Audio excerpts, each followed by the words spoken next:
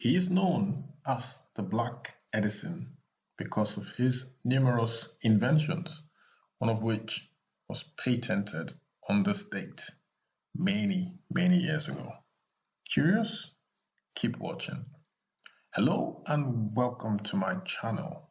My name is Sotonye Fiesimama. If you're a subscriber, thanks for your support. I do appreciate your support very much. If you're a returning visitor, I appreciate you dropping by once again. Why not subscribe so that you receive updates of my video uploads? If you're here for the first time, welcome to my channel, where I discuss events that occurred on this day in history with a view to informing, hopefully entertaining, and most importantly, learning lessons from positive events and mistakes of the past, and hopefully not repeating those mistakes, because as the saying goes, history tends to repeat itself. So guys, sit tight, let's get cracking with today's important events as recorded in history. First, we'll start with the German. The year is 1630. His name is Johannes Kepler. Soon to be revealed. So this is Johannes Kepler. Who was Johannes Kepler? Well, this is a clue. Guess the clue is in the picture. He was a German astronomer who discovered three major laws of planetary motion. This was the day he died in Regensburg, Germany. Now, what were these three laws, you may ask? They are right here. So these are the three laws that Kepler propounded, which are: the first one, the orbit of a planet is an ellipse with the sun at its focus. Okay, and then the second one, a line segment joining a planet and the sun sweeps out equal areas during equal intervals of time. Third, last but not least, the square of the orbital period of a planet is proportional to the cube of the semi-major axis of its orbit. So guys, clever clocks out there, I'm sure some of you understand this. This goes right over my head. Maybe the first one, yeah, the first one is not that difficult. The orbit of a planet is an ellipse with the sun at its focus. That's pretty simple. The line segment joining a planet and the sun sweeps out equal areas during equal intervals of time. Okay, that makes sense. The third one is the one that, goes right over my head. So, you nerds out there, you go figure. But I'm just a messenger, don't shoot me. All right, so this is Kepler, who died on this day. Johannes Kepler, German astronomer, who discovered three major laws of planetary motion. He died in Regensburg, Germany, on this day in 1630. 1887 is the year. Georgia O'Keeffe is the lady. Full name, Georgia Totto O'Keeffe. She was born on this day, November 15th, 1887. Died March 6th, the day before my birthday, 1986. She was an American artist. She was known for her paintings of enlarged flowers. You might have seen some of her artwork somewhere because she was quite prolific. She was also known for her New York skyscrapers and New Mexico landscapes.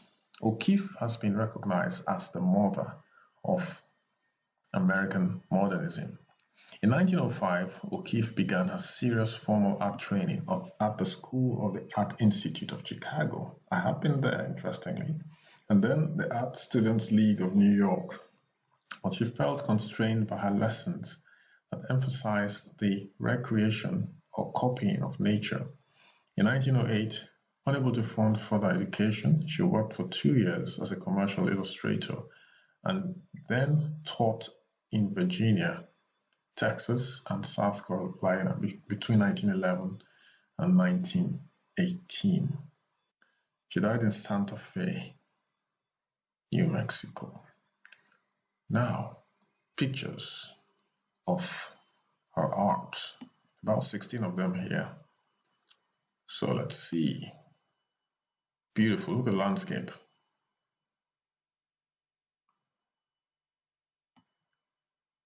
So, lots and lots and lots. She was quite prolific, very talented as well. I really like this. This is very very graphic, very sharp, unlike the others. Yeah. It's slightly out of character though. One wonders when one sees paintings that are not quite okay. This is kind of a combination of sharp and blurry, you know. But you see an artist's work, you compare the outlier in quote of an artist. What's the word now?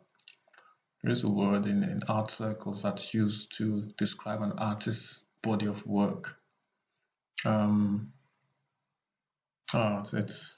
It's been a long time. So that's the lady, Totto O'Keeffe. The word. For a musician, it's repertoire, isn't it? But for an artist, there is a word for that. Yes, it's oeuvre, O-U-V-R-E. So that's the word. That's the word.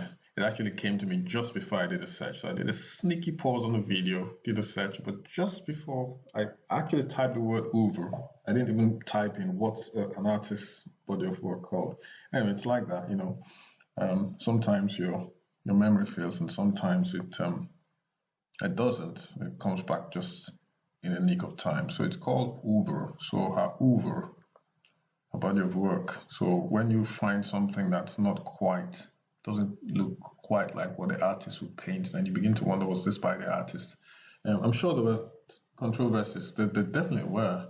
I was watching this video years ago where people were arguing about this particular artist who lived in the Middle Ages, and there was this particular art of work that didn't quite fit into his oeuvre, so there were doubts as to whether he actually painted it. But this expert, ended up confirming that it was by this artist. They did all the forensic analysis and all whatnot. Eventually, even down to the texture and the threading of the canvas that was used at the time. Anyway, moving swiftly on, let's now move on to the year 1887. I did talk about Black Edison. So this is where he makes his work was patented on this day. So his name is Granville T. Woods. Patented his synchronous multiplier railway telegraph on this day in 1887. He was born on the 23rd of April, 1856, and died on the 30th of January, 1910. He was so successful that he has sometimes been referred to as the Black Edison. He dedicated his life's work to developing a variety of inventions, mainly relating to the railroad industry. So that is inventor Granville T. Woods, who patented his synchronous multiplier railway telegraph on this day in 1887. Got a piercing glaze, doesn't he? Looks very serious and focused. That attitude of this must happen. I have to make this happen. Okay, so next on this day, the year was 1889. So just 2 years later, Emperor Pedro II of Brazil, pictured here, was forced to abdicate by a group of military officers led by Manuel Deodoro da Francesca. So that is Emperor Pedro of Brazil, who was forced to abdicate by a group of military officers on this day in 1889. Nearly a century later, year was 1978, her name, Margaret Mead. She was an American anthropologist whose great fame owed as much to the force of her personality as her outspokenness, as it did to the quality of her scientific work. She died on this day at the age of 76. So again, this is Margaret Mead, American anthropologist, who died on this day at the age of 76. Now there's a quote here, quote of the day, attributed to Margaret Mead. She says, the solution to adult problems tomorrow depends on how our children grow up today. It's very simple, very elegant statement, but it's so true. It's so true. Okay, I'm going to show you some more pictures of quotes of hers as well. A small group of thoughtful people could change the world. Indeed, it's the only thing that ever has. Again, so true. So true.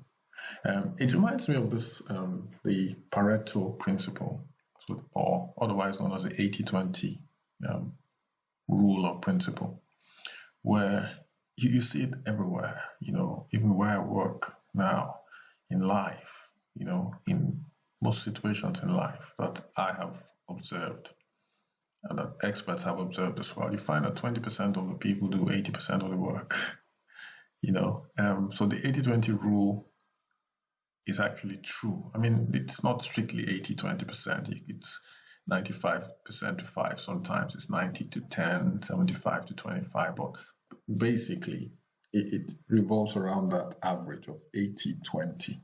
In an organization where there's 1,000 employees, you find that 200 of those employees are the ones doing 80% of the work. And even when you become granular, so you now focus on the 20% who do most of the work. Now there's a smaller group, there's an 80% of that 20% who do 80% of the work as well, and presumably it goes on and on, Anyway, so I just thought I'd drop that in, More quotes by this lady. I learned the value of hard work.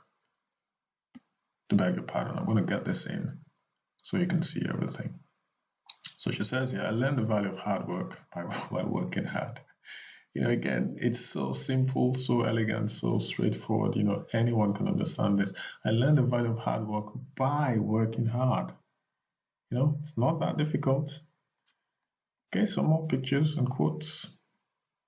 Over here she says, one of the oldest human needs is having someone to wonder where you are when you don't come home at night. Never believe that a few caring people can't change the world, for indeed, that's all who ever have.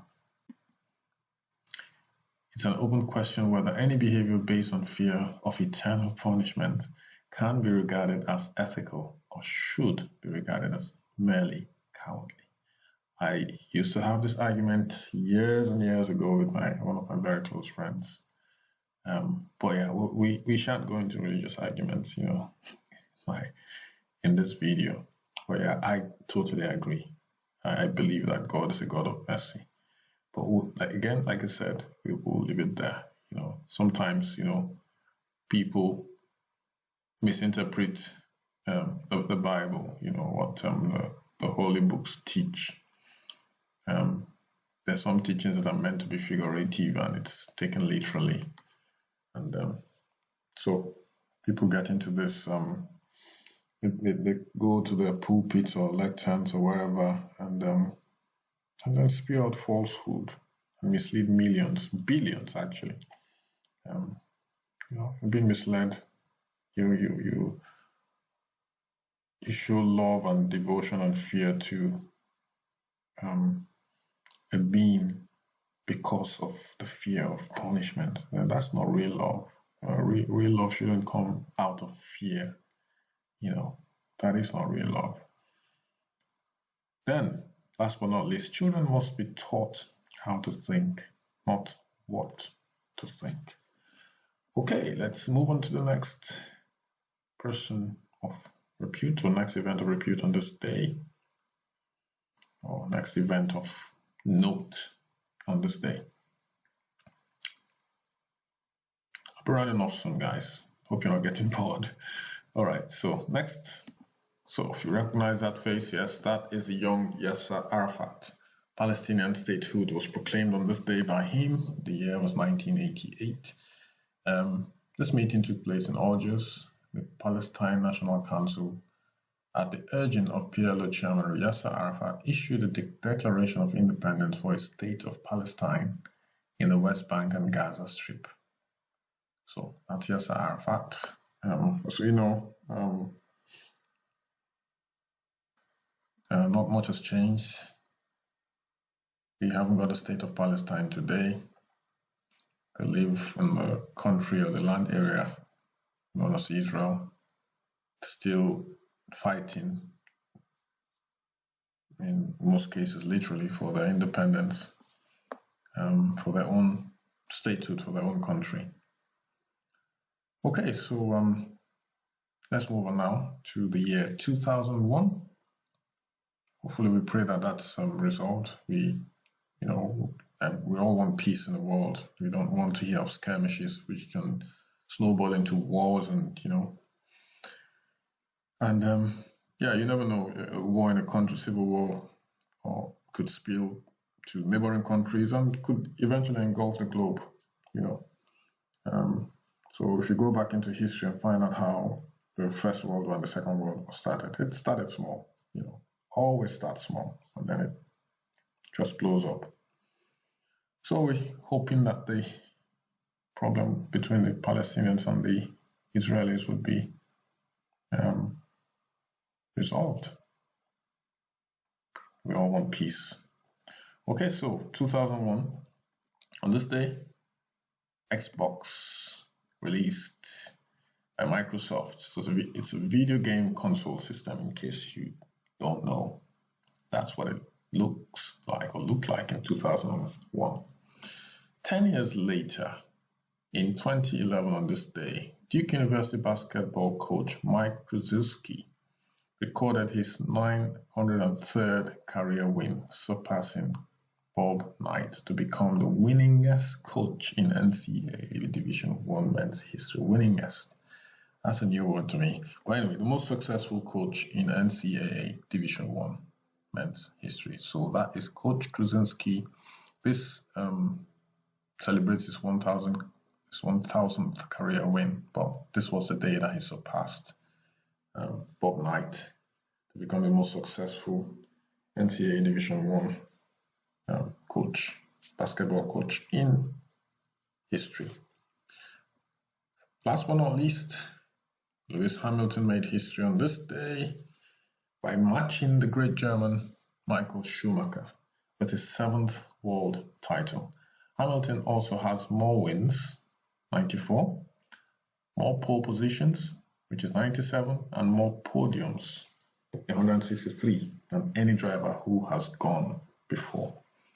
So, on that note, guys, we have come to the end of today's Today in History for the 15th of November.